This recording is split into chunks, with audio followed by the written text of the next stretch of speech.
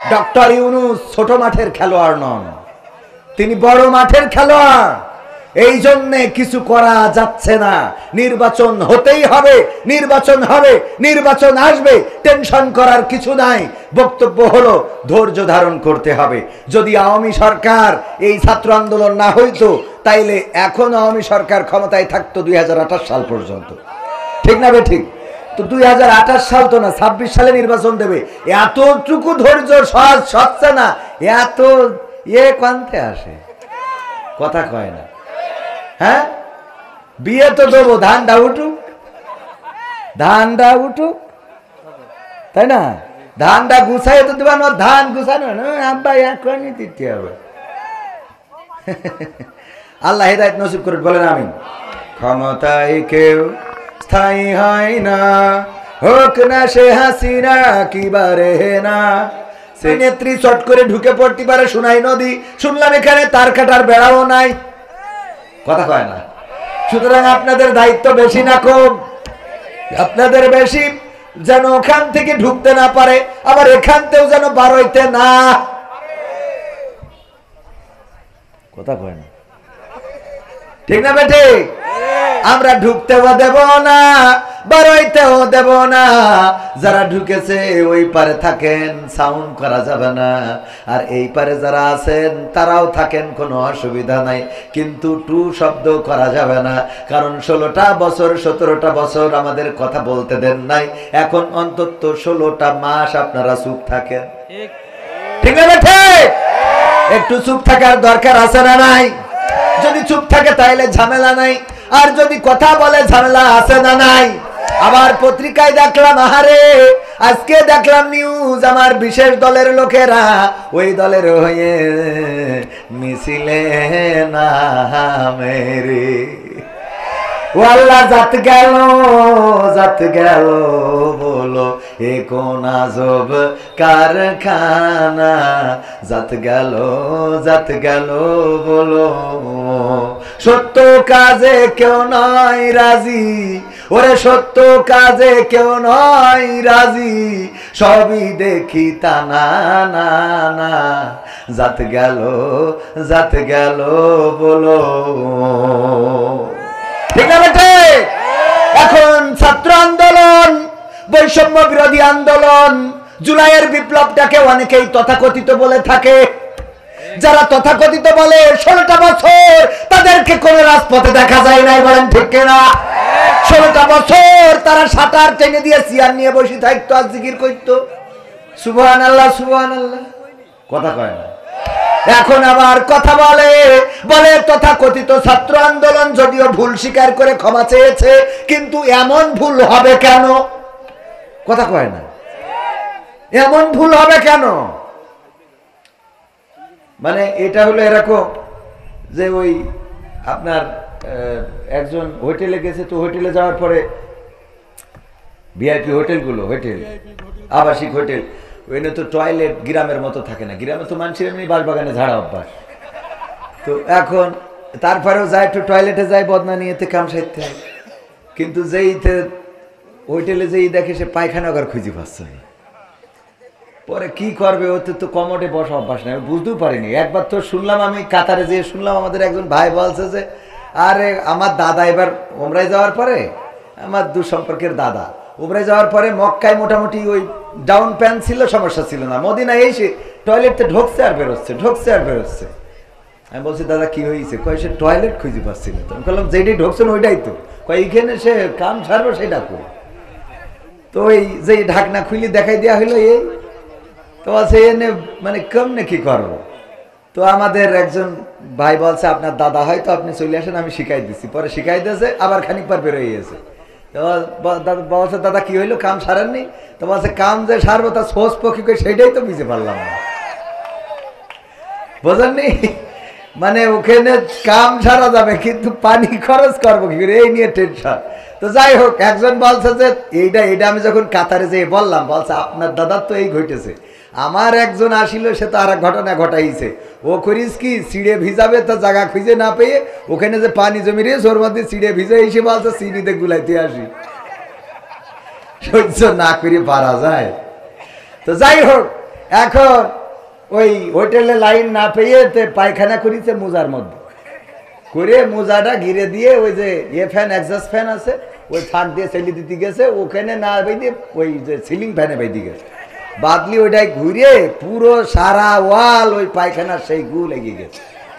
তো হোটেল কর্তৃপক্ষ এসে যখন ধরিয়েছে বলছে ভাই আমার ভুল হয়েছে, মাফ করে দেন। বলছে তোর মাফ করে দেবো, কোনো অসুবিধা নেই, কিন্তু আমার দুঃখ হইলো তুই এই সারা দালে হাগলি কি করে সেইটা কর। তো বিষয় হলো যে তোদের এরাম ভুল হবে কেন, যে তথাকথিত ছাত্র আন্দোলন এই শব্দটা হবে কেন, কথা কয় না। এই ছাত্র আন্দোলন না হইলে খালেদা জিয়া মুক্তি পাইত না, এই ছাত্র আন্দোলন না হইলে তারেক জিয়া কথা বলতে পারতো না, এই ছাত্র আন্দোলন না হইলে কোন অন্য দল রাজপথে দাঁড়ানোর কোন সক্ষমতা দেখাতে পারতো না, এই ছাত্র আন্দোলন না হইলে উচ্চ পদস্থ নেতা কর্মীরা আজকে স্বাধীনভাবে নির্বাচন দাও এই কথা বলার দুঃসাহস করতো না। সুতরাং ছাত্র আন্দোলনকে তথাকথিত বলা যাবে না, বরং এটা গণবিপ্লব। রক্ত দিয়েছে ছাত্ররা, হাজারেরও অধিক শহীদ হয়েছে, 20,000-এর অধিক আহত হয়েছে, হাত হারিয়েছে, পা হারিয়েছে, চোখ হারিয়েছে, কান হারিয়েছে। এই আন্দোলনকে যারা তথাকথিত বলে ওরা দাদাদের সুরে কথা বলে, দাদাদের প্রেসক্রিপশন নিয়ে চলে। সুতরাং দাদাদের সুরে যারা কথা বলবে তারা যেই দলের হোক না কেন বাংলার জমিনে তাদের রাজনীতি চলবে না। দাদাদের সুরে কথা বলবা, এই দেশে রাজনীতি চলবে। এতদিন দাদারা বাদ দিত, এখন আমরা বাদ দেওয়া শুরু করেছি, ঠিক না বে ঠিক? তার কাটার বেড়া আমরা লাগাবো। এই দেশ চলবে এই দেশের জনগণের ইচ্ছার উপরে নির্ভর করে। জনগণ যদি চায় ডক্টর ইউনূসকে ক্ষমতায় রাখবে, জনগণ যদি চায় বিএনপিকে ক্ষমতায় আনবে, জনগণ যদি চায় জামাতকে ক্ষমতায় আনবে, জনগণ যেটা সিদ্ধান্ত নেবে সেই জনগণের দেওয়া রায়েই এই দেশের সরকার প্রতিষ্ঠিত হবে, বলেন ঠিক কিনা? ডক্টর ইউনূস এই দেশের জন্য গর্বের কিনা? গর্বের কিনা? আমার তো মনে হয় এমন একটা দিন আসতে যাচ্ছে, আগে আমরা সরকার পতনের আন্দোলন করতাম, আর এখন যে আন্দোলন হবে সেটা বর্তমান সরকার রক্ষার আন্দোলন হবে। কারণ এই সরকার আসার পরে যদি আজকে ডক্টর ইউনূস না থাকতেন, তাহলে দাদারা এবং মিলে এই বাংলাদেশকে এতক্ষণ বুবুকে নিয়ে গিয়েছেন, বুবুকে যথা জায়গায় বসিয়ে দিয়ে যেতেন, ঠিক না ঠিক? ডক্টর ইউনূস ছোট মাঠের খেলোয়াড় নন, তিনি বড় মাঠের খেলোয়াড়। এই জন্যে কিছু করা যাচ্ছে না, নির্বাচন হতেই হবে, নির্বাচন হবে, নির্বাচন আসবে, টেনশন করার কিছু নাই। বক্তব্য হলো ধৈর্য ধারণ করতে হবে। যদি আওয়ামী সরকার এই ছাত্র আন্দোলন না হইতো, তাইলে এখন আওয়ামী সরকার ক্ষমতায় থাকতো 2028 সাল পর্যন্ত, ঠিক না বে ঠিক? তো 2028 সাল তো না, 26 সালে নির্বাচন দেবে। এতটুকু ধৈর্য সহজ হচ্ছে না, এত কান্তে আসে, কথা কয় না। হ্যাঁ, বিয়ে তো দেবো, ধানটা উঠুক, তাই না? ধানটা গুছাই তো দেবা না, ধান গুছানো আব্বা এখনই দিতে হবে। আল্লাহ হিদায়াত নসিব করে, বলেন আমিন। ক্ষমতায় কেউ স্থায়ী হয় না, হোক না সে হাসিনা কিবারে না, সে আরটা চিরকাল থাকে না। ক্ষমতায় কেউ স্থায়ী হয় না, মুজিবুর বেশি দিন থাকেনি, জিয়াউর কেউ তো রাখেনি। মুজিবুর বেশি দিন থাকেনি, জিয়াউর কেউ তো রাখেনি। এরশাদ চলে গেছে পৃথিবী ছেড়ে, এরশাদ চলে গেছে পৃথিবী ছেড়ে, কেউ আজ তার কথা কয় না। বলে ক্ষমতায় কেউ স্থায়ী হয় না, হাসিনা ক্ষমতা ধরে রাখতে আয়না ঘর বানিয়েছিল, জনগণের রোশন হলে সোনাই নদীর পারে গেল, হাসিনা ক্ষমতা ধরে রাখতে আয়না ঘর বানিয়েছিল, জনগণের রোশানলে দাদার দেশে পালিয়ে গেল। ডিবি হারুনের পাশে আর, ডিবি হারুনের পাশে আর পরিমণিদের দেখা যায় না। ঠিক না বেঠে? এখন কি আর তাদের দেখা যায় না? যায় না। কিন্তু এখন আবার নতুন প্রেতাত্মা তৈরি হয়েছে। ডক্টর ইউনূসের কাছে নারীবাদীরা গিয়েছে, যে বলেছে যৌনকর্মী যারা তাদেরকে শ্রমিকের অধিকার দিতে হবে। বলেন নাউজুবিল্লাহ। ওরা আবার বলেছে ধর্মীয় অনুশাসন মেনে চলার কারণে, ধর্মের নিয়ম নীতির কারণে আমরা আশঙ্কা করি যে নারীদের অধিকার নষ্ট হবে, নারীদের অধিকার ক্ষুণ্ণ হবে। অথচ ইসলাম এসেছে নারীদের অধিকার দেওয়ার জন্য। বলেন ঠিক কিনা? ডক্টর ইউনূসের কাছে যেই নারীবাদীরা গিয়েছে, পতিতাদের শ্রমিক হিসেবে স্বীকৃতি চেয়েছে, ওরা নারীদের পক্ষের লোক না বিপক্ষের লোক? কোন মা কি চায় তার সন্তান পতিতাবৃত্তি করুক? কোন ভাই কি চায় তার বোন পতিতাবৃত্তি করুক? কোন স্বামী কি চায় তার স্ত্রী পতিতাবৃত্তি করুক? কোন পৃথিবীর যাদের আকল আছে, জ্ঞান আছে, বুদ্ধি আছে, মেধা আছে, কোন একজন মানুষ কি দেখাতে পারবেন যে সে তার সন্তান, তার বোন, তার মা, তার খালা, তার ফুফু পতিতা হোক, পতিতালয়ে থাকুক? এটা কেউ কি চায়? এটা যারা চায় ওরা মানুষ না অমানুষ? মানুষ না কুত্তা? কুত্তা না শুয়োর? এর থেকে খারাপ, এর থেকেও কি?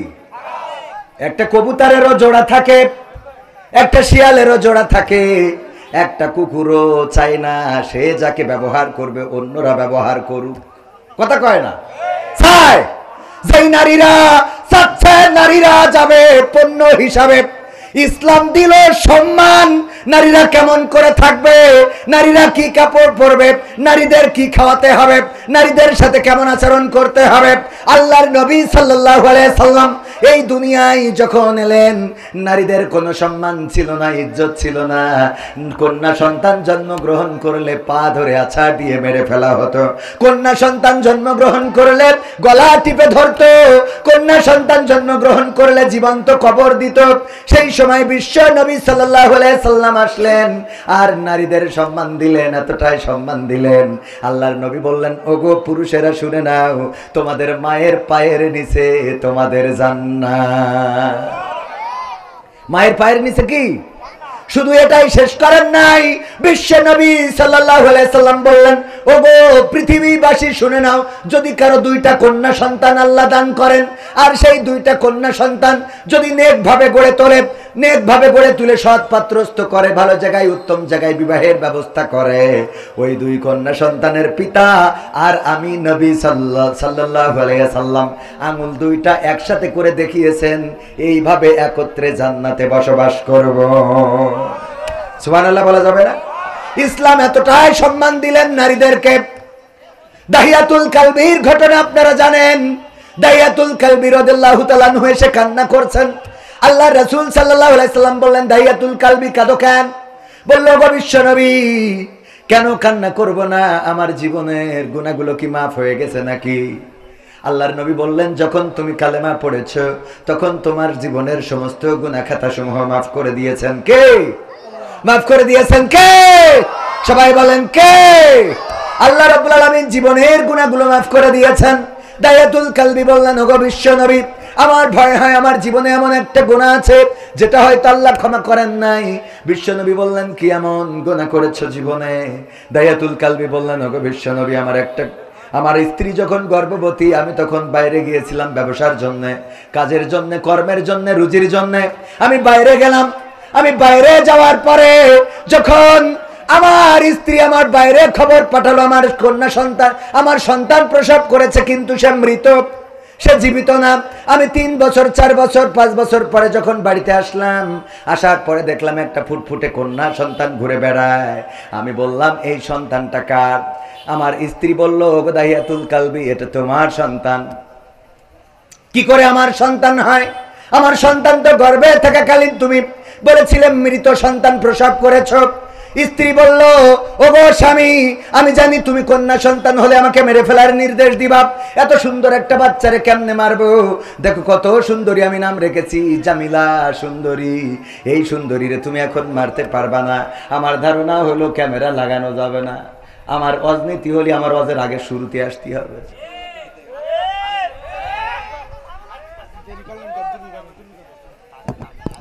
তাড়াতাড়ি আপনি আমলিক করি বেড়াবেন আর এসে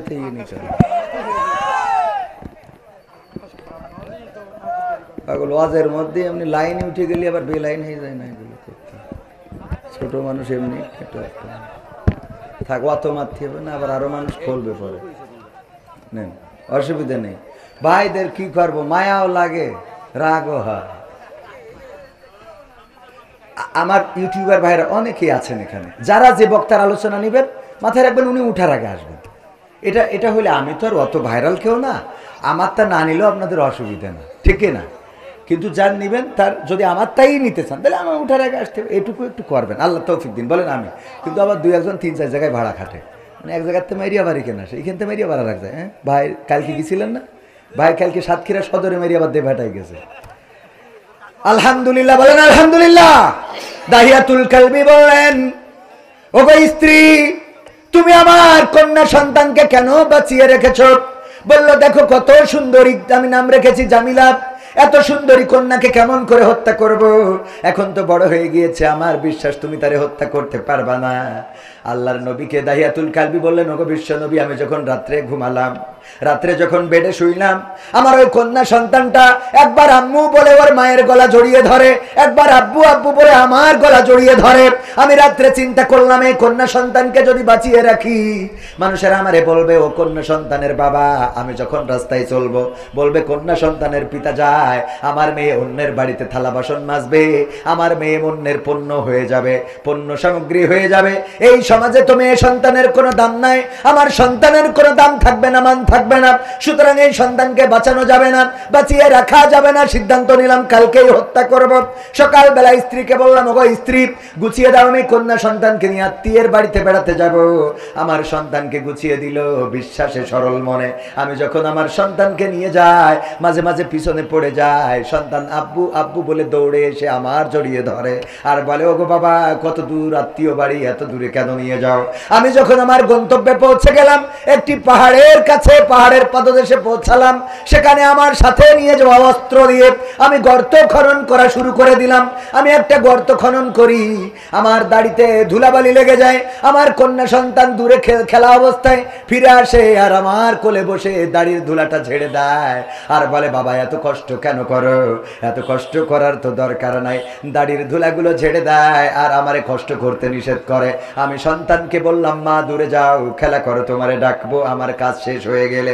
গর্ত খনন করা হয়ে গেল, আমি আমার কন্যাকে ডাকলাম, কন্যা এদিকে আসো, জামিলা আমার কাছে আসো। জামিলা আমার কাছে আসলো, আমি তার হাতে পায়ে আমার সাথে নিয়ে যাওয়া রশি দিয়ে বাঁধলাম, তারপরে আমি গর্তের মধ্যে ছুঁড়ে ফেলে দিলাম। আমার কন্যা সন্তানটা গর্তের মধ্য থেকে বারবার করে চিৎকার করে বলল, ওগো বাবা, আমারে তুমি মায়েরো না বাবা গো, আমারে তুমি হত্যা করো না। ওগো বাবা, আমি তোমারে কখনো বাবা বলে ডাকবো না। আমি আমার মাকে জিজ্ঞাসা করতাম, ওগো মা, সব সন্তানের বাবা আছে, আমার বাবা কোথায়? কিন্তু তুমি বাবা আমার আজরাইল হয়ে আসবা বুঝি নাই। ওগো বাবা, ক্ষমা করে দাও এবারের মতো, আমি কখনো তোমাকে বাবা বলে ডাকবো না। আল্লাহর নবীকে দাহিয়াতুল কালবি বললেন, ওগো বিশ্ব নবী, আমি আমার কন্যার কোনো কথা শুনলাম না, আমি একটা পাথর নিলাম, আমার পাথরটা আমি আমার কন্যার বুক বরাবর নিক্ষেপ করে দিলাম।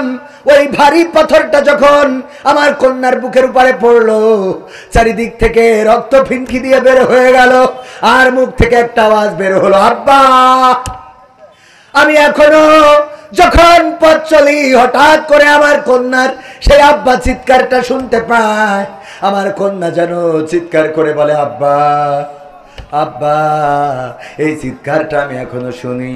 আল্লাহর নবী যখন এই ঘটনা শুনছিলেন, কিতাবে এসেছে বিশ্ব নবী সাল্লাল্লাহু আলাইহি সাল্লামের চোখ থেকে অশ্রু ঝরে দাড়ি ভিজে টপ টপ করে মাটিতে পড়ছিল। আল্লাহর নবী বললেন, ওগো দাহিয়াতুল কালবি, তোমরা জাহিলিয়াতের যুগে কতটা নিষ্ঠুর ছিলে, কতটা পাষাণ ছিলে, তোমরা এতটাই পাষাণ ছিলে, নিজেদের কন্যাদেরকে এমন ভাবে হত্যা করেছো, তোমরা নিকৃষ্ট ছিলে। কিন্তু শুনে নাও, আল্লাহ রাব্বুল আলামিন নারীদেরকে সম্মান দিয়েছেন, ইজ্জত দিয়েছেন, নারীদের সম্পদে অধিকার দিয়েছেন, নারীদের স্বামীর কাছে অধিকার দিয়েছেন, বাবার কাছে, সন্তানের কাছে অধিকার দিয়েছেন। আর দাহিয়াতুল কালবি, তুমি যখন কালেমা পড়েছো, ইসলামের নীতি নিয়ম কানুন মেনে নিয়েছো, তখন তোমার জীবনের গুনাহ খাতাগুলো মাফ হয়ে গিয়েছে। ওগো আমার ভাইয়েরা, ইসলাম এমন করেই সম্মান দিয়েছেন নারীদেরকে। আর এখনকার নারীবাদীরা তারা ইসলামের বাইরে যেয়ে নারীদের অধিকার খুঁজে বেড়ায়, অথচ তারা পতিতাবৃত্তিতে উৎসাহিত করে, পতিতাবৃত্তিকে তারা শ্রমিকের অধিকার খুঁজতে চায়। পতিতাবৃত্তি কোনো মানুষ পছন্দ করতে পারে না, যারা পছন্দ করে ওরা মানুষ না, ওরা কুত্তা, ওরা শূকর, ওরা শিয়াল, ওরা ভেড়া, ওরা ঘোড়া, বরং তার চেয়ে বালহুম আদাল, তার চেয়ে নিকৃষ্ট। ঠিক না বেঠে? এর চেয়ে নিকৃষ্ট না হইলে পতিতাবৃত্তি, আমি এটা তো একটা কমন সেন্স লাগে। নিজের মা যদি এই কাজ করে, মানবে কেউ? আহা, ডক্টর ইউনূসের কাছে যারা গেছে, এইগুলোরে ডক্টর ইউনূস সাহেব আবার নিয়ে ছবি তুলে ফেসবুকে দিয়েছে। এতে ছবি তুলে না, বরং সবগুলোকে আত্মটানায় দেওয়ার দরকার ছিল। বলেন ঠিক কিনা? তামাশা। আমরা নারীদের সম্মান দিলাম যে তারা সম্মান নিয়ে থাকবে, স্বামীর ঘরে থাকবে, ইজ্জতের সাথে বসবাস করবে, সম্পদে অধিকার, সন্তানে অধিকার। আর পতিতাবৃত্তি করলে কি হবে? মানে থাকিরা যাবেন, এটা ভালো ছেলে, মানে খারাপরা যাবে, মদখোর, গাঁজাখোর, ফেন্সিখোর, ডাইলখোর, মুখ দিয়ে সুসর গন্ধ বেরোয়, ওরা যে ইতে টাকা দিয়ে, হ্যাঁ হ্যাঁ হ্যাঁ, এটা চাই কি? এরা যারা চায়, এরা মানুষ, আমার তো মানুষ, আমি তো এদের পশু বলতেও ঘৃণা হচ্ছে। বরং এর বাইরে কিছু আছে কিনা? আছে, এলিয়েন, হাইওয়ান। হ্যাঁ, কসা আর এক শয়তান, এরা পরে আর মনে হয় অস্কার খাই দেবে না। আমার এমপিরা সব কোথায় গেল? বলবো? বললো তো তাই মনে পড়লো। এমপিরা সব কোথায় গেল? মন্ত্রীরা সব কোথায় গেল? কোথায় কাদের কাকা? তাদের সারা দেশটা এখন লাগে ফাঁকা ফাঁকা। পালাবো না, প্রয়োজন হলে ফখরুলের বাসায় গিয়ে উঠব। ঠাকুরগাঁওয়ে বাসা আছে না? মনে আছে? পালাবে না, পালাবে না, যাই না তবু দেখা।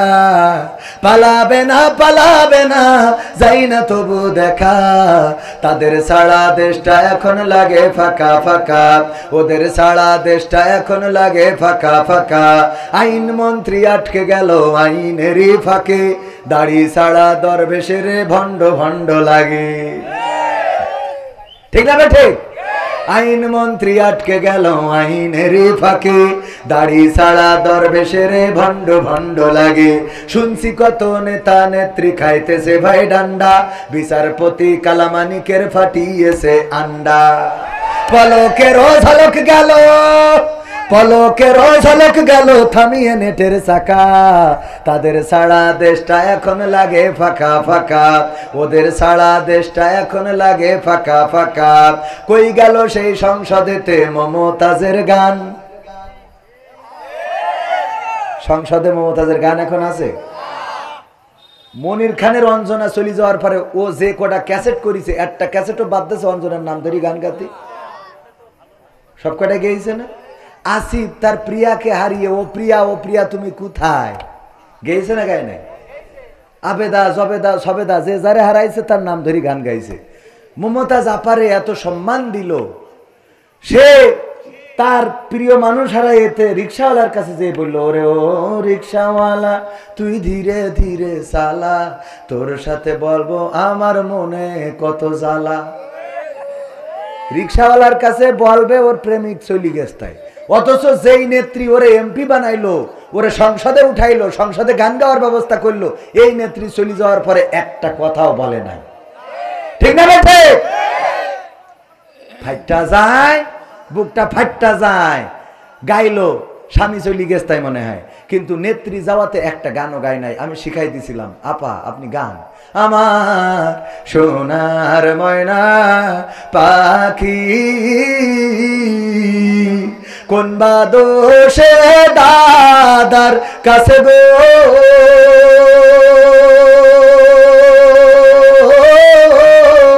আমরা দেশে কেমনে থাকি রে আমার কলজের ময়না পাখি। গাওয়ার দরকার ছিল না, ছিল না? তবে গাচ্ছে না তা না, হয়তো গান গায়, কিন্তু সেই গানটা এমন এখন হয়েছে দেখেন সব আদালতে তুলতেছে, কেউ ভেন্সি কাটে। শাহজাহান বলে আমাদেরও সময় আসবে। সময় তো তোমাদের ছিল, আবার নতুন করে কি আসবে? কথা কয় না? সময় তো তোমাদের ছিল, তোমরা সময়টাকে নিয়ে এতটাই অহংকার, এতটাই অধ্যত্ত দেখিয়েছ, মানুষকে মানুষ মনে করো নাই। ইসলামী আন্দোলনের নেতা কর্মীদেরকে মামলা দিয়েই ক্ষান্ত হও নাই, তাদেরকে ধরেছ, রিমান্ডে নিয়েছ, নির্যাতন করেছ, জেলে ভরেছ। এমনকি বাংলাদেশে ইসলামী আন্দোলনের নেতৃত্ব শূন্য করার জন্য এক এক করে সব নেতা কর্মীদেরকে ফাঁসির কাস্টে ঝুলিয়েছ। ঠিক না বেঠে? ফাঁসির কাস্টে ঝুলিয়েছে আল্লামা দেলওয়ার হুসাইন সাইদি, যার জন্য এই সাতক্ষীরা কোলারওয়ার মাটির শহীদার দুই ভাই শহীদ হয়েছে একই সাথে, আর অসংখ্য মানুষ শহীদ হয়েছে। ওগো আমার ভাইয়েরা, এই কোরআনের পাখি আল্লামা দেলওয়ার হুসাইন সাইদিকে তারা কারাগারে রেখেই ক্ষান্ত হয় নাই, বরং এই মানুষটাকে ইনজেকশন পুশ করে এই পৃথিবী থেকে বিদায় করে দিয়েছে। বলেন ঠিক কিনা? অধ্যত্ত এতটাই ছিল, আল্লামা সাইদি ইন্তেকালের পরে তার জানাজাটাও পড়তে দেয় নাই ঢাকা শহরে। আমরা বাগেরহাটে গেলাম, এই হাতে আল্লামা সাইদির কবর খনন করেছি, লাশটা ধরে কবরে নামিয়েছি। ওগো আমার ভাইয়েরা, যখন ফিরে আসি তখন আমাদের গাড়িতে হামলা করেছে বাগেরহাটে। যারা হামলা করেছিলেন, খুলনায় যারা কবর দিতে দাও নাই, আল্লামা সাইদির ওসিয়ত ছিল যে তার কবরটা যেন সিদ্দিকিয়া আলিয়া মাদ্রাসায় হয়, কিন্তু সেখানে কবর দিতে দেয় নাই। ওইখানে দাঁড়ায় স্লোগান দিল, বাংলার ইহুদি দেলওয়ার হুসাইন সাইদি। বলেন নাউজুবিল্লাহ। যারা বাংলার ইহুদি দেলওয়ার হুসাইন সাইদি এই কথা বলেছিল, আল্লাহ ধরে ধরে ধরে না, ধরলে আল্লাহ ছাড়ে না। আজকে সেই সাইদির সন্তানেরা আছে, সাইদি প্রেমিকেরা আছে, সাইদির কবরও আছে, কিন্তু যারা এগুলো বলেছিল তাদের দেখা মেলে না। ঠিক না বেঠে? দেখে তো মেলে না, মেলে না। শুধু তাই না, তারা কোথায় আছে, তাদের কবর বাংলার জমিনে হবে কিনা সন্দেহ। মাঝে মাঝে বলে আমরা চট করে ঢুকে পড়বো, কিন্তু বাংলাদেশের মানুষ বলে বুবু আইবা, তুমি আইবা রে, আইয়া বুবু সিয়ার পাইবা না। বুবু আইবা, তুমি আইবা গো, আইসা তুমি সিয়ার পাইবা। পাবে বাংলাদেশের জমিনে, আর এই সিয়ারটা পাবে না, এই সিয়ার আর দেয়া হবে না। কারণ যেই দলের নেত্রী নেতা কর্মীদের চিন্তা না করে নিজে হেলিকপ্টারে করে উড়ে যায়, নিজের চিন্তা নিজে করে চলে গেছে। তুই তো দাদার কাছে যে ভালোই আছো, কিন্তু আমাদের যে কি অবস্থা এটা বুঝবা না। কথা কয় না? আমাদের তো অবস্থা খারাপ, বেরোইতে পারি না, লজ্জা লাগে। আরে এরপরেও আবার মাঝে মাঝে ঝটিকা মিছিল দেখা যায়। যারা ঝটিকা মিছিল করে ওদের যদি ন্যূনতম লজ্জা থাকতো তাইলে অন্তত রাস্তায় নামতো না। কথা কয় না? তুই যে চেয়ারম্যানের জন্য ছুটি বেড়াচ্ছিস, নারায়ে তাকবীর। বিশেষ অতিথির আগমন মাহফিলের পক্ষ থেকে। এটা ওয়াজ শুনে কি ঠান্ডাই গেল নাকি? আমি তো বাবু আকর্ষণ, এই জন্য ওয়াজও মানে কোন দিকে যাবো লাইন খুঁজে পাচ্ছি না। একবার মনে করছি ওয়াজ শুনে, একবার মনে করছি গান শুনে। আকর্ষণ কি শোন? কি শোন? কথা কয় না, কি শোন? আচ্ছা, হাত তুলে মা, মা বোনেরও আছে, একটু গান শুনতে হবে না? সব শোনাবো টাইমের মধ্যে ইনশাল্লাহ। রাজি আছেন শুনতে? থাকা যাবে? পরিবেশটা করে দিয়েছেন কে? আল্লাহ রাব্বুল আলামিন সুন্দর একটা পরিবেশ করে দিয়েছেন। যেই সময় ঝড় হওয়ার কথা, বৃষ্টি হওয়ার কথা, সেই সময় আল্লাহ রাব্বুল আলামিন এত সুন্দর পরিবেশ করে দিয়েছেন। এইখানে যারা এসেছেন, যারা বসেছেন, যারা বাইরে আছেন, দাঁড়িয়ে আছেন, আল্লাহ কবুল করেছে আপনাদেরকে। আর যাদের কবুল করে নাই তারা এখানে আসতে পারে নাই। এখনো ওই ডান দিকে কিছু জায়গা আছে, যদি এই কোরআনের মাহফিলে এসে বসতে পারেন, আল্লাহ রাব্বুল আলামিন এই মাহফিল আপনার নাজাতের ওসিলা করে দিতে পারে। বলেন সুবহানাল্লাহ। আল্লাহ বলেছেন, ওয়াইদা কুরিয়াল কুরআনু ফাসতামিউ লাহু ওয়া আনসিতু লাআল্লাকুম তুরহামুন। যখন তোমাদের সামনে কোরআন পড়া হয়, যখন তোমাদের সামনে কোরআন তেলাওয়াত করা হয়, যখন তোমাদের সামনে কোরআন থেকে বলা হবে, তখন তোমরা চুপ থাকবে এবং হৃদয়ের কান দিয়ে শুনবে, যাতে করে তোমাদের উপরে আল্লাহর রহমত বর্ষণ হতে পারে। ওগো আমার ভাইয়েরা, আল্লাহর রহমত যদি পেতে চান তাহলে হৃদয়ের কান দিয়ে শুনতে হবে, একটু চুপ থাকতে হবে। আমি তো বক্তা নই, আমি আপনাদের মাঝে এসেছি আকর্ষণ হিসাবে, কিছু আকর্ষিত করে যাব। প্রধান মেহমান রয়েছেন আমার শ্রদ্ধাভাজন ভাইজান আব্দুল সালাম যুক্তিবাদী, অত্যন্ত দারুণ আলোচনা করেন, তিনি কিছুক্ষণের মধ্যে আসবেন। ওগো আমার ভাইয়েরা, দাঁড়ানো ভাইয়েরা যদি ওই ডান পাশে এসে বসে যান তাইলে পরিবেশটাও সুন্দর দেখা যাবে। আর আপনারা এখানে বসে যদি শোনেন, এটা আপনাদের আমাদের নাজাতের ওসিলা হয়ে যেতে পারে। বলেন সুবহানাল্লাহ। যেই কথা বলছিলাম, মমতাজ আপা একটা গানও শুনাইল না, কারণ পেয়েছে যতদিন গেয়েছে ততদিন খেয়েছে, যতদিন গেয়েছে ততদিন নিয়েছে, যতদিন গেয়েছে ততদিন, যেদিন বুঝেছে আর পাওয়া হবে না সেই দিন বলে দিয়েছে, ও গো বুবু আর গাওয়া হবে না রে। ঠিক না বেঠে? যতদিন পেয়েছে, খেয়েছে, নিয়েছে, ততদিন গেয়েছে। আর যখন বুঝেছে আর খাওয়া নেওয়া হবে না, তখন বলে দিয়েছে গাওয়া হবে না। তবে একদম গায় না তা না, মাঝে মাঝে গোপনে, না অসুবিধা নেই, মাঝে মাঝে গোপনে যেয়ে গায়, ও আমার দরদি আগে জানলে তোর ভাঙা নৌকায় চড়তাম না, ভাঙা নৌকায় চড়তাম না, আর এই বিপদে পড়তাম না। ওরে বর্ডারেতে খাইলাম ধরা, বিসিটাও তো পাইলাম না, আগে জানলে তোর ভাঙা নৌকায় চড়তাম না। ঠিক না বেঠা?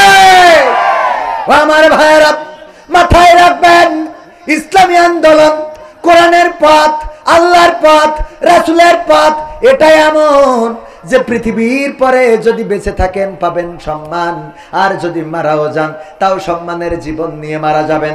আমাদের যারা নেতৃবৃন্দ ছিল তারা এমন ছিল, ফাঁসির রশি দেখে কখনো কাঁপে নাই, ফাঁসির রশি তাদেরকে টলাতে পারে নাই, বরং তারা ফাঁসির আগে জিজ্ঞাসা করেছে সন্তানের কাছে, ওগো আমার কলিজার টুকরা সন্তান, বলো দেখি ফাঁসির কাষ্ঠে কেমন করে ঝুলবো, ফাঁসির কাষ্ঠে কি লুঙ্গি পরে যাব নাকি পায়জামা পরে যাব? আমার কবর দিতে যাবে পাবনাই কে, সাথিয়ায় অনেক দূরের পথ, রাস্তাটাও তত বেশি ভালো না, সুতরাং তোমাদের মাকে সাথে নিবা না, অসুস্থ হয়ে যেতে পারে, তোমরা যেও আমার কবরটা দিয়ে এসো। এমন কথা মৃত্যুর আগের দিন তারাই বলতে পারে যারা নিজেদের একেবারে আল্লাহর কাছে সমর্পণ করে দিয়েছে, যারা বলেছে ইন্না সলাতি ওয়া নুসুকি ওয়া মাহইয়ায়া ওয়া মামাতি লিল্লাহি রাব্বিল আলামিন, নিশ্চয় আমার সালাত, আমার কুরবানি, আমার জীবন, আমার মরণ সবকিছু বিশ্ব প্রতিপালক আল্লাহর জন্য। এই কথা যারা বলে দিতে পারে তাদের আর কোনো ভয় থাকে না, তাদের আর কোনো টেনশন থাকে না, দুশ্চিন্তা থাকে না, তাদের আর কোনো অন্য কোনো ভয় ভীতি কাজ করে না। তারা চিন্তা করে মরলেও ভালো, বাঁচলেও ভালো, দুনিয়ায়ও ভালো, আখেরাতেও ভালো, উপরেও ভালো, নিচেও ভালো, আমাদের খারাপ জায়গা বলে কোনো জায়গা নাই। কথা কয় না? ঠিক না বেঠে? আমার ভাইজান উনি গরু পালন করে, গরু একটা ছেড়ে দিয়ে এসেছে মাঠে খাওয়ার জন্যে, গরু যেন ঘাস খেয়ে বেঁচে থাকতে পারে বা ভালো করে নিজের পেটটা তওনা করে নিতে পারে, নিজের পেটটা ভরাতে পারে। গরু যেখানে খাচ্ছে, হঠাৎ করে পাশে থাকা একটা জঙ্গল থেকে বাঘ বের হয়ে গরুরে দৌড়ানি দিয়েছে, ধরার জন্য পিছু নিয়েছে গরুরে যখন বাঘ ধরবে, গরু এটা দেখে চুপচাপ বসে থাকে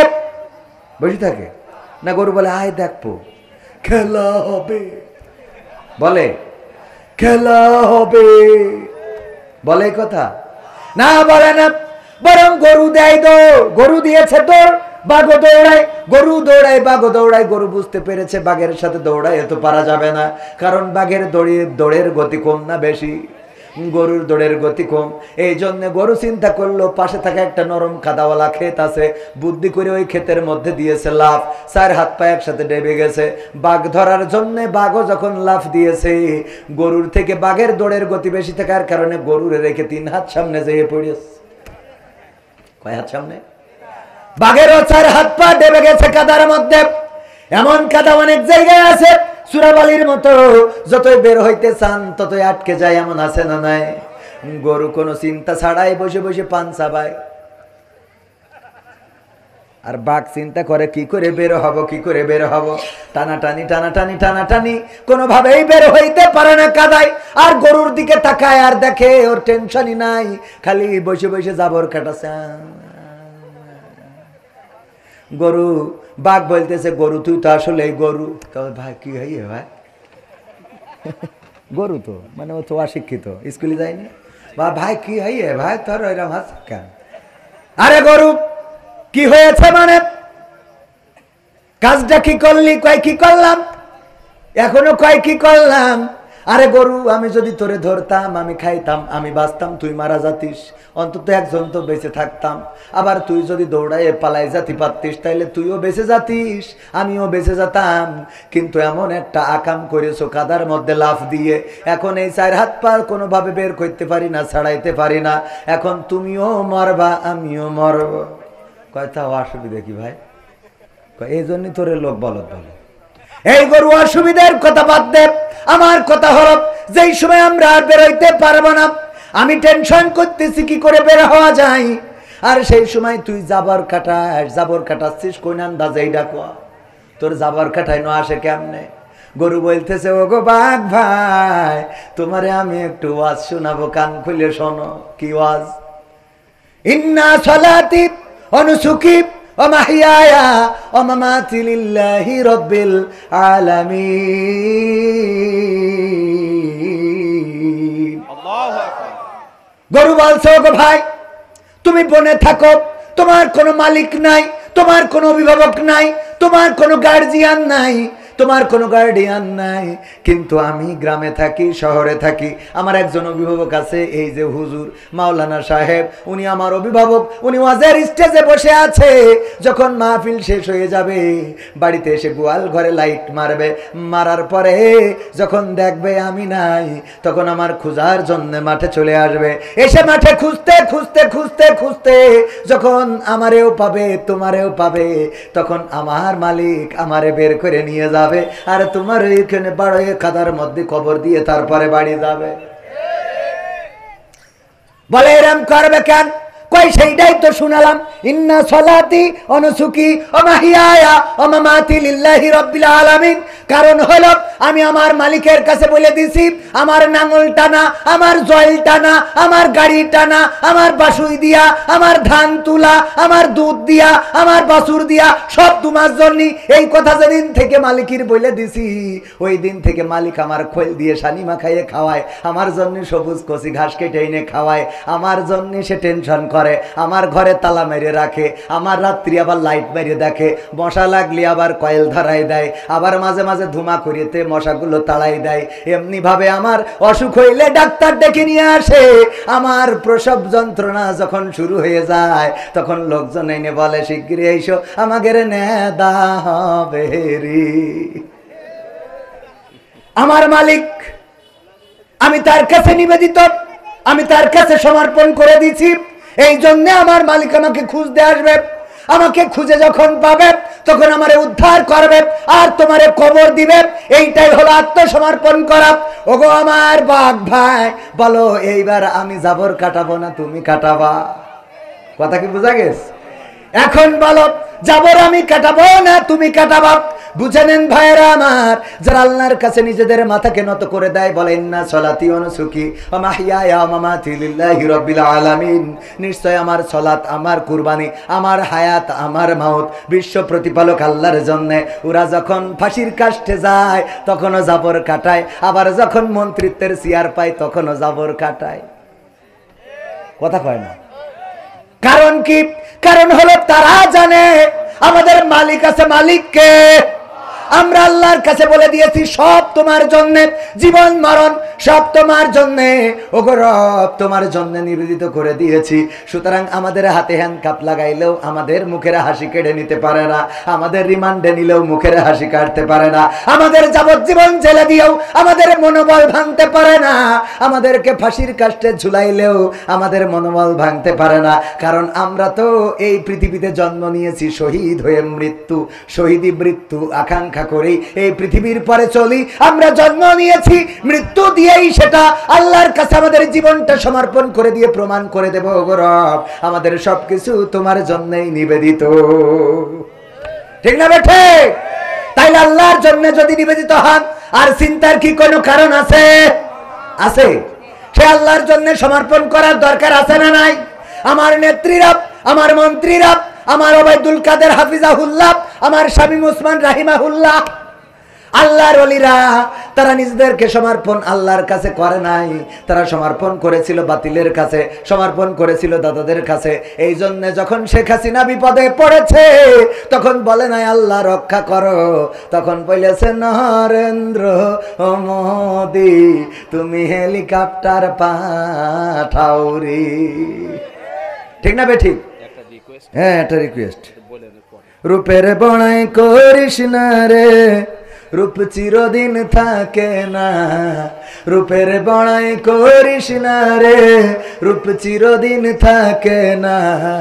নিজের মুখটা দেখা একদিন হইবে তোমার যন্ত্রণা, নিজের মুখটা দেখা একদিন হইবে রে তোর যন্ত্রণা।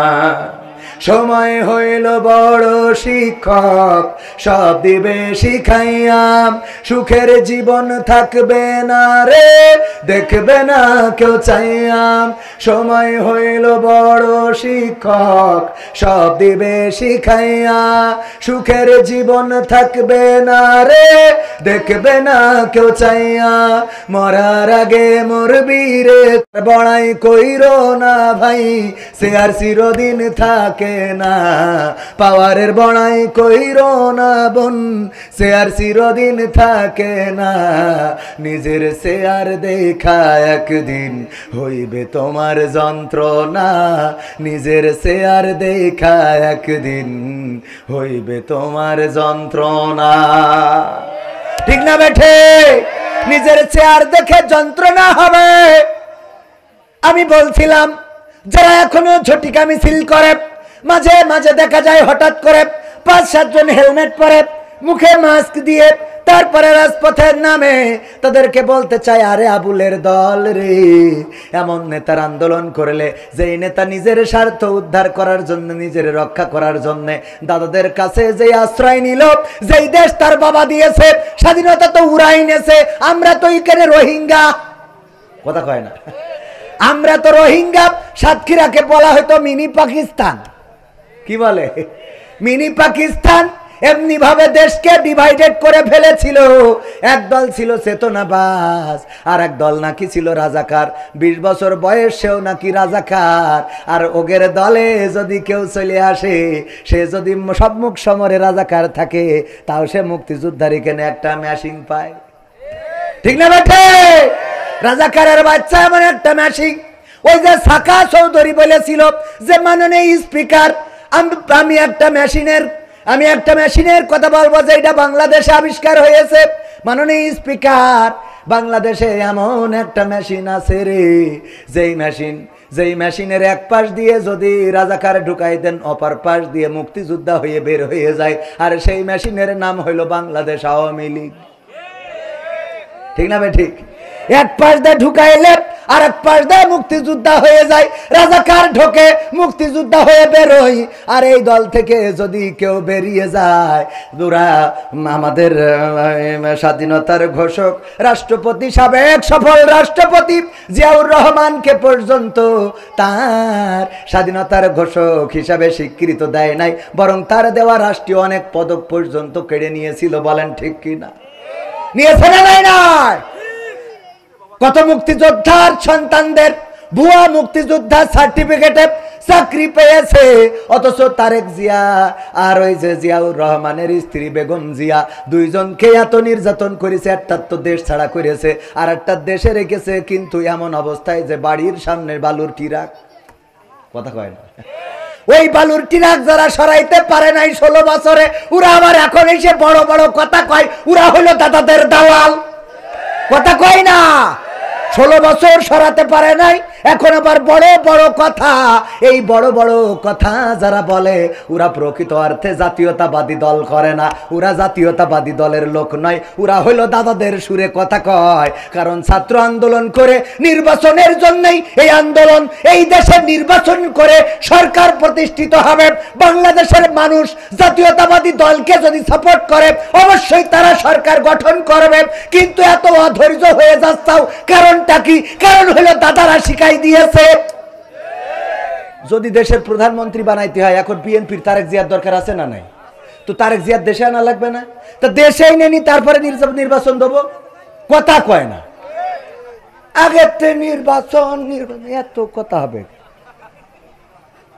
ওগো আমার ভাইয়েরা, ওরা হলো দাদাদের দালাল।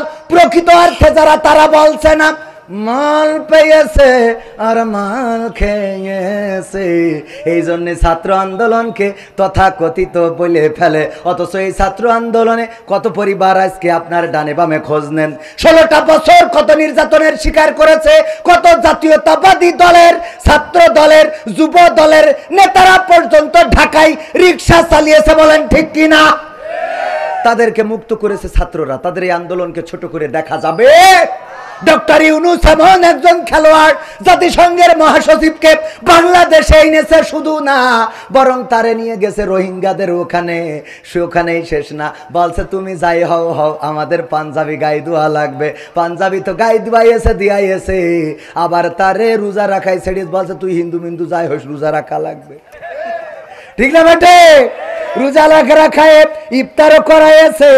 এই হলো ডক্টর ইউনূস। চাইনায় গিয়েছে দেশের জন্য, আবার এখন কাতারে রয়েছে দেশের জন্য। যেমন জিয়াউর রহমান, তিনি যখন রাষ্ট্র ক্ষমতা পেয়েছিলেন, আমরা তো তখন জন্মগ্রহণও করি নাই, তবে ইতিহাসে পড়েছি তিনি ছিলেন একমাত্র এই বাংলাদেশের কল্যাণকামী।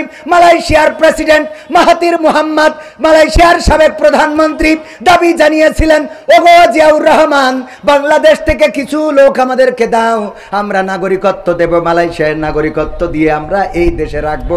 তারা আমাদের দেশে, আমাদের এখানে ভোটার হয়ে থাকবে, আমাদের দেশের রাজনীতি, আমাদের দেশের অর্থনীতিতে তারা অংশগ্রহণ করবে। জিয়াউর রহমান এমন একজন নেতা ছিল, তিনি বলেছিলেন আমি তো বাংলাদেশকে মালয়েশিয়া বানাবো, সুতরাং আমার দেশের মানুষদেরকে আমি মালয়েশিয়ায় পাঠাবো না। তোমাদের ওই পাম বাগানে সাপ থাকে, বিচ্ছু থাকে, ওইগুলো আমাদের জনগণের কামড় দেবে, মারা যাবে।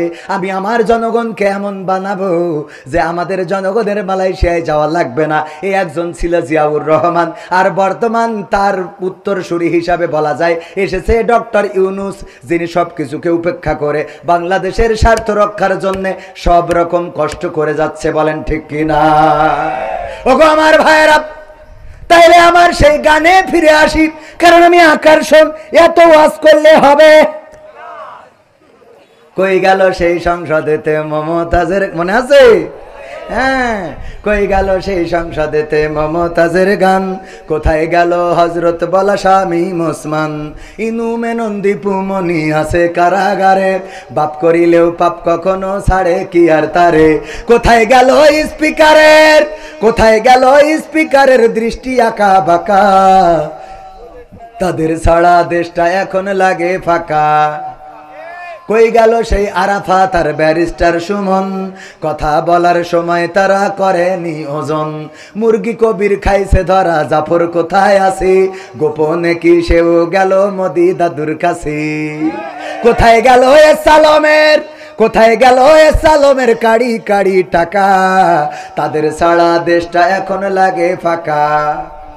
লাগে না, লাগে না, কেন ফাঁকা ফাঁকা লাগে? কারণ হলো আমরা আগে রমজানের, এইবার রমজানের মাস গেল, কারেন্ট কি গিয়েছে? কথা কয় না, কারেন্ট গেছে। সাহরির সময়ও কারেন্ট আছে, ইফতারের সময়ও কারেন্ট আছে, তারাবির সময়ও কারেন্ট আছে। তারাবির সলাতে, সিয়ামে, কিয়ামে, ইফতারিতে সব সময় বিদ্যুৎ ছিল। যদি এখন ওবায়দুল কাদের কাকা থাকতো তাইলে বলতো এই সরকার ব্যর্থ সরকার। কারণ কি? কারণ কি? কারণ হলো এবার বিদ্যুৎ যাই নাই। মোমবাতি কি হবে? মোমবাতি ফ্যাক্টরি গুলো বন্ধ হয়ে যাবে। ঠিক না বেটে? আমার কাকা থাকলে আরো বলতো, অনেকেই ভাবে শেখ হাসিনা পালিয়ে গিয়েছে, শেখ হাসিনা পালাই না, শেখ হাসিনা হিজরত করেছে।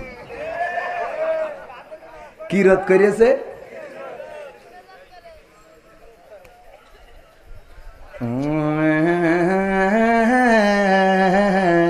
সময় তো খালি জাতি আছে। হ্যাঁ হ্যাঁ, না না, ওরে বাবা, ওরা গরমে বাঁচতে না, শেষ করে দিতে বলছে, শেষ করে দিতে বলছেন না আপনারা? না, গেটের দরজাটাই নিয়ে দেবেন, ওই টেনে দেওয়া ভালো, কারণ আমার একটা কাজ আছে, ওই সময় গেটের দরজা লাগাতেই হয়। এই শোনা, ওই এই দাঁড়ায় থাকার লোক একটু ভিতরে, ওই আর একটু ফাঁকা আছে, এসে বসা যায় না মনে? ডাক তো দিচ্ছি, তা আসছে না, তো আমি এখন পায়ে ধরবো ওকে। আমার সোনার ময়না পাখি ওই কর্নারে জায়গা আছে গো, এসে বসো। ওরে আমি গান গাছি, এর মধ্যে কাটি খাচ্ছেন। আকাশের অবস্থা ভালো না, কালেকশনটা করে নিতে হবে। তাহলে এদিক থেকে একরকম, এদিক থেকে একরকম, খালি মন ধরে পড়েন। ওকে, ঠিক আছে, ওকে, অসুবিধা নেই। ভাইয়ের আমার, ওয়াজ কি সয়রে রাজি কারা কারা দেখতে চাই? লিল্লাহি তাকবীর, নারায়ে তাকবীর, আল কোরআনের আলো, আল হাদিসের আলো, আমার নেতা তোমার নেতা, নারায়ে তাকবীর। স্লোগান উঠেছে, এই বাংলাদেশের মানুষ সিদ্ধান্ত নিতে শিখেছে। বাংলাদেশের মানুষ 16টা বছর পরেও জেগে উঠেছিল, ছাত্র আন্দোলন করেছিল, রক্ত ঝরিয়েছিল, স্বৈরাচার মুক্ত, ফ্যাসিবাদ মুক্ত করেছিল। এখন নতুন করে সিদ্ধান্ত হয়েছে, আমরা তো সব দল দেখা শেষ, আগামীর দিন হবে দাড়ি টুপির বাংলাদেশ। ঠিক না বেঠে? বলে সব দল দেখা শেষ, দাড়ি টুপির বাংলাদেশ। ওগো আমার ভাইয়েরা, আমরা ইংরেজদের শাসন দেখেছি, তারা এই বাংলাদেশে আমাদেরকে শোষণ করেছে, আমাদেরকে দিয়ে জুম চাষ করিয়েছে, আমাদেরকে দিয়ে নীল চাষ করিয়েছে, আমাদের উপরে নির্যাতনের স্ট্রিম রোলার চালিয়েছে, জমিদারি প্রথা চালু করেছে, হিন্দুত্ববাদ দিয়ে দেশটারে ভরে ফেলেছিল, শান্তি দিতে পারে নাই। তারপরে আবার ভাগ হয়ে গেল, হিন্দুস্তান আর পাকিস্তান, পাকিস্তানিরা নিল। 23টা বছর আমাদের শাসন করলো, এই দেশে ধর্ষণ করলো, এই দেশে নির্যাতন করলো, আমাদের পণ্যগুলো পাকিস্তানে নিয়ে যেয়ে সিল মেরে দিয়ে আমাদের কাছে আবার বেশি দাম দিয়ে বিক্রি করত, আমাদেরকে শোষণ করত, নির্যাতন করত। 23 বছরেও তারা শান্তি দিতে পারে নাই। এরপরে আমরা 71-এ আন্দোলন করলাম, স্বাধীনতা অর্জন করলাম। স্বাধীনতার পরে আমরা একের পর এক সরকার পাল্টালাম। বঙ্গবন্ধু, জিয়াউর রহমান, এরশাদ, খালেদা জিয়া, শেখ হাসিনা, বর্তমান ডক্টর ইউনূস, সব তো দেখা শেষ। কেউ বলল সোনার বাংলা গড়বে, কেউ বলল সবুজ বাংলা গড়বে, কেউ বলল রূপালী বাংলা গড়বে, কেউ বলল সোনালী বাংলা গড়বে, কেউ বলল নতুন বাংলা গড়বে, কেউ বলল গ্রিন বাংলা গড়বে, কেউ বলল ডিজিটাল বাংলা গড়বে। আর আমার ওবায়দুল কাদের কাকা বলল স্মার্ট বাংলাদেশ হবে। ঠিক না বেটে? কিন্তু আমরা দেখলাম সেই স্মার্ট বাংলাদেশ গড়তে যে স্টেজ ভেঙে ফেলেছে। আমরা সোনার বাংলায় শান্তি পাই নাই, সবুজ বাংলায় পাই নাই, আমরা গ্রিন বাংলায় পাই নাই, নীল বাংলায় পাই নাই, নতুন বাংলায় পাই নাই, পুরাতন বাংলায় পাই নাই, আমরা ডিজিটাল বাংলায় পাই নাই, স্মার্ট বাংলায় পাই নাই। আমরা একটু এই বাংলার জমিনে কোরআনের বাংলা দেখতে চাই। ঠিক না বেঠে? আমরা এবার একটু কোরআনের বাংলা দেখতে চাই। আমরা সোনার বাংলা দেখেছি, সোনালী বাংলা দেখেছি, রূপালী বাংলা দেখেছি, নতুন বাংলা দেখেছি, পলিথিন মুক্ত বাংলা দেখেছি, ডিজিটাল বাংলা দেখেছি, স্মার্ট বাংলা দেখেছি। কোন বাংলায় সুখ আসে নাই। সুতরাং আমাদের দাবি হলো আগামীর বাংলা হবে সব কিছুর দিন শেষ, আল কোরআনের বাংলাদেশ।